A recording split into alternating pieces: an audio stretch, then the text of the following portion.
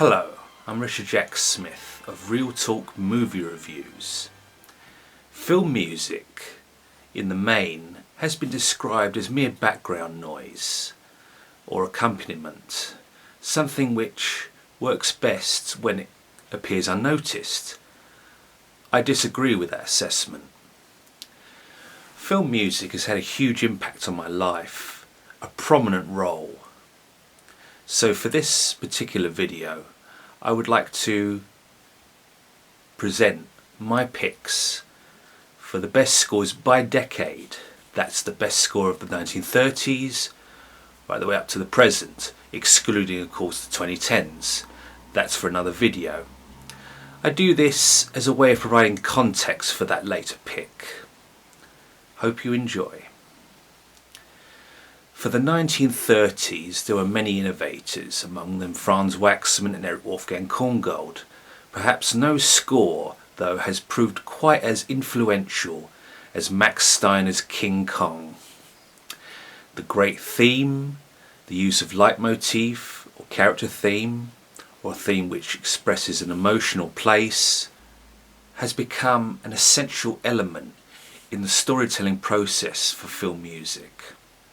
Steiner, in the making of documentary, was recorded as being quite worried about the use of his music in the film. Even complained to the gate man that the studio executives didn't like his music. Of course, that was soon laid to rest when the film was released and had such a major impact. It's true there were some great scores in the 1930s. Korngold would do The Adventures of Robin Hood, among many others, Captain Blood. And yet, if I was forced, or rather persuaded, to choose just one score that represents the decade perhaps better than any other, then King Kong was the one to get it done. Now for the 1940s, the choice came to me rather quickly, I would say.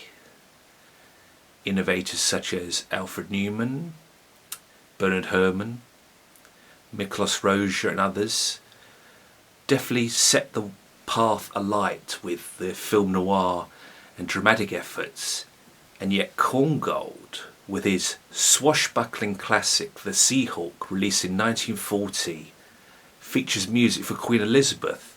Now if you bear in mind that just a year prior, 1939, Korngold was asked to provide music for The Private Lives of Elizabeth and Essex, and he had to come up with entirely new themes for this historical figure, and did so with alacrity and innovation, originality, and a sense of the spontaneous. Korngold was a prodigy, discovered at a young age, with gifts on the piano and composition. His skill continues to influence those yet to come. The Sea Hawk, for all intents and purposes, feels more than a mere swashbuckler. It's romantic, dangerous, adventurous, and it takes chances where things such as John Debney's Cutthroat Island perhaps just make waves. Now for the 1950s, and this was a little bit harder to decide upon. Some might immediately gravitate towards Miklos Rozsa's Ben-Hur, and while that would certainly be in the conversation, it was Jerome Moros's The Big Country which proved the decisive factor. Interestingly, Moros didn't like Hollywood and didn't like scoring for films, and absolutely refused to do anything in the way of Mickey Mousing. If a chap fell down the stairs, he wouldn't follow such a thing with percussive hits, coordinating every step and pratfall along the way. He preferred to be more of a overall type of composer, capturing the mood, or maybe something that the script didn't quite hint at, but which it absolutely needed. The Big Country has been re-recorded and re-released many times over the years. It's an essential album, and one of the great Western scores, to be followed by another. In the 1960s, there were some fantastic efforts, not the least of which being Maurice Jarre's Lawrence of Arabia, Ennio Morricone's The Dollars Trilogy, and even Burt Bacharach's work on Butch Cassidy and the Sundance Kid. And yet, Elmer Bernstein's The Magnificent Seven, with that rousing main title and unerring thematic development, depicts this story in which villagers are besieged by bandits and 7 brave heroes must ride in and save the day. Bernstein gave us a classic score. His ideas rich, melodic and memorable. Above all, absolutely essential to the film in which he accompanies. Following the flower power period of the 1960s, many great composers would extend their range in the 1970s, including Jerry Goldsmith, Alex North and Leo Schifrin.